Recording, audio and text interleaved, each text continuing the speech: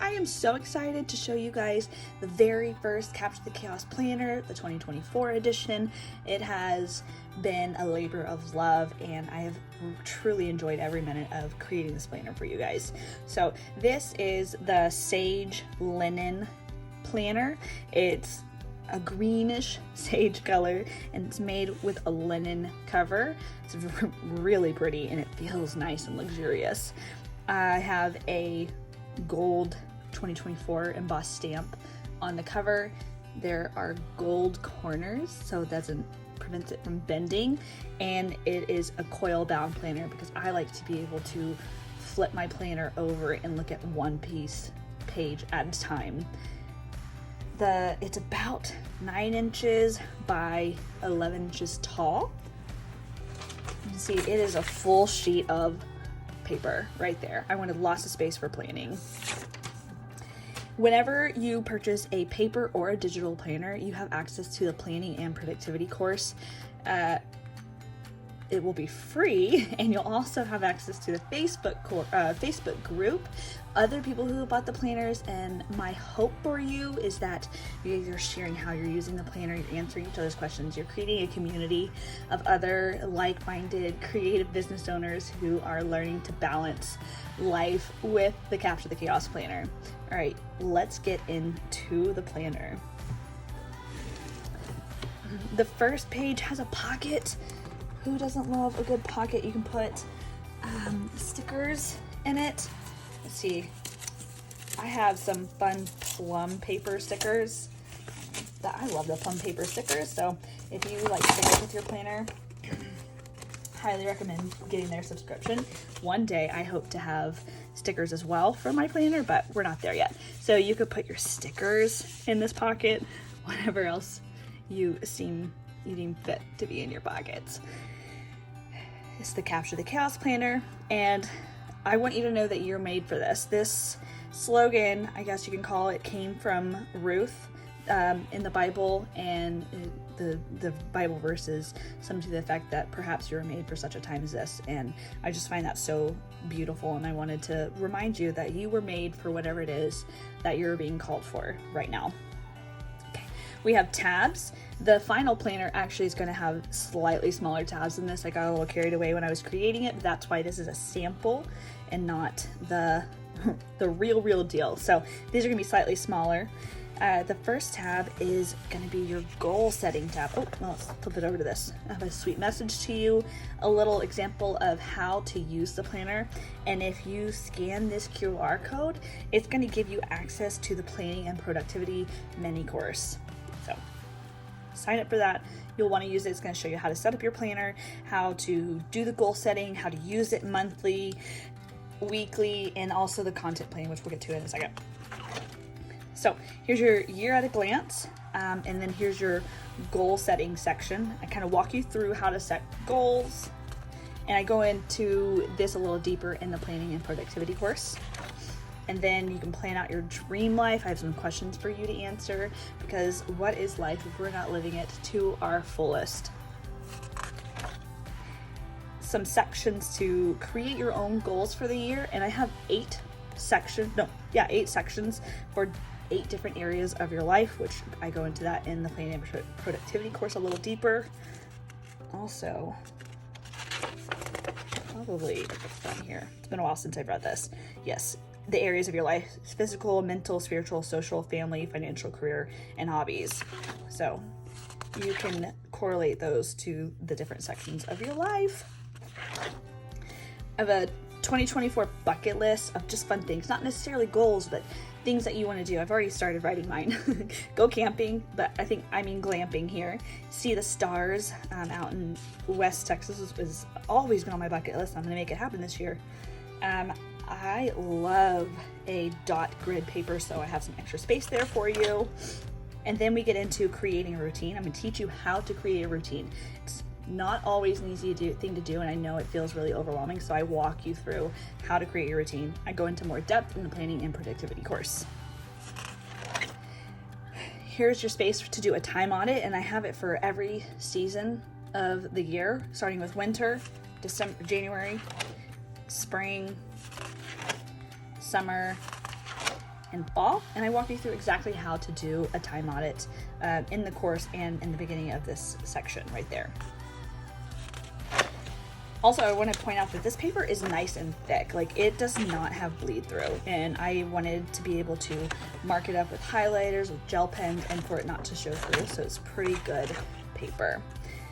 I have a section for you to decide on your delete, outsource, batch, and automate, creating your time blocks so you can create your own time block calendar, how to create your routine, a little brainstorming section. This right here teaches you how to create your very own time blocking schedule. And here are your time blocking templates. So I have one for winter, one for spring, one for summer, one for fall. If you're anything like me, my days and my weeks change with each season. When the kids change sports, my business picks up and slows down, everything is always different. So I wanted a section for each season. And then at the beginning of each month, you have a month planning. In the final planner, this is going to say the month. I decided it was too confusing for it to just say this month. So I will say, your copy will say January here. You can write down your monthly to-do list, a gratitude report. Always think it's good to note what you're grateful for. Goals that you have for the month, things that you want to accomplish that can go towards your 8 main goals for the year. Self-care and intentions if you want to focus on something, and then etc. And then over here on this side, every month I have a different Bible verse for you that you can reflect on, or if that's not your jam, extra note space for you. I am ADHD, and so if I don't write something down, it doesn't happen. And so I created this planner for other people who have ADHD as well, so to manage your time better and remember things, because I know you probably forget if you're anything like me. So flip the tab, and then here is your month at a glance. I love having lines in my monthly view. Keeps me more organized. And then another section for notes, it could be a key for what everything means. It could be when bills are due, anything you want on your notes section, or it can be a continuation of your to-do list. This is the layout of the weekly section of the planner. What I like to do is put my weekly to-do list here, and I will pull it from what I call my master to-do list. So your master to-do list would go right here for the month, and then I would look and pull things onto this to-do list for each week. I only pick top 3 priorities that I need to get done every day. The rest of it is bonus. And so you pick your top 3 things that you have to get done, and either notes or other to-dos or what time you have to be places. I wanted this to be as blank as possible so you could decide what you wanted your planner to be used for. So I'm guiding you, but also leaving it up to you for your final decision. And then each week has its own layout. And let's go ahead and flip to February. You have your month, a new Bible verse, another layout. Each month has its own tab, of course. Let's flip through all the way to December. And then we get to the content planning section here. Okay, that's last December. Content planning session. I walk you through how to plan your content and then some content prompt ideas for you. And when I say content, I don't just mean social media. This can also go towards blogging and and emails and other types of content. So whenever I say content, it is wide open for you. A monthly marketing focus. Each month you can focus on something different in your business, and this would be what your focus is for that month. A little section for notes, because I love a good section for notes. Content topic brainstorm. Right here in the middle would be like your main idea of your business. Mine is generally beauty and chaos, and that goes kind of to every part of every single business that I have. And so I would come up with different topics that I might be able to talk about, and you can add more. There's extra blank space, so if you run out of bubbles, add more bubbles. Make it your own. And then you can take these topics, and put them on different pillars. I've already pre-created pillars for you: educate, inspire, behind the scenes, and promote. If you don't like these, feel free to white it out, cross it out, change it. And then we have a content planning spread. So big fan of blogging, and I think it's so important for no matter what kind of business you have to be blogging. Your plan to publish it, the call to action for each blog, the category, the topic, general outline, and then a checklist, which I actually will get to in the planning and productivity course. I'll run through a checklist of things that you need to be doing for each and every blog. So that would go here. And I left space for 2 blogs. If you only do 1, that's fine. If you do more, maybe use the notes at the end of the page. And then January content plan for social media, for emails, goes over here. So you would put whatever your idea for pillar 1, and I would suggest it goes based on whatever this blog is about, and you put it over here. But so let's say under inspire, you would come back over here. You know what your marketing focus is. Focus on it this month. You look at your pillar under educate, and you would write some content ideas here.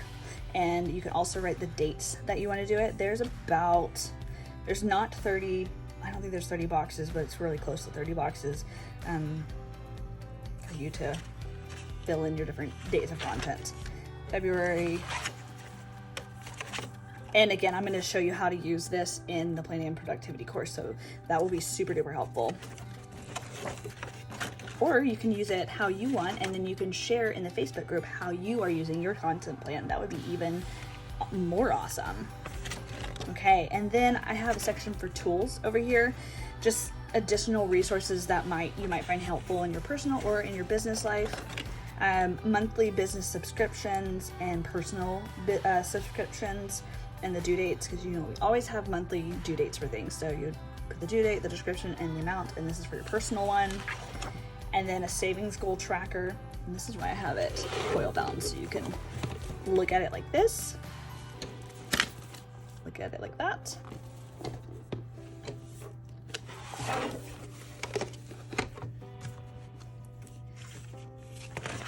A client tracker, I wanted it to be as open and blank as possible, so you would write your different areas, either your different areas of the client process here or along here, and you would write your client names along here.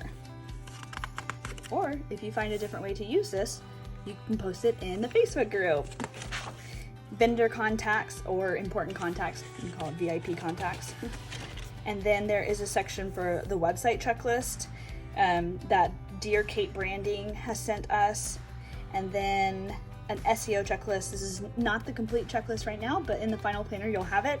And then Duo Collective will have a mini section in the course teaching you about SEO, which is super exciting.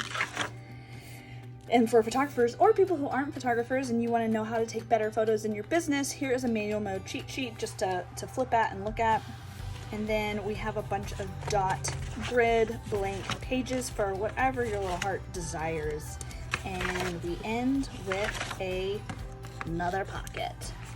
Thank you so much for being here with me and experiencing this whole entire process. It means so much, and I really cannot wait to get this planner into your hands.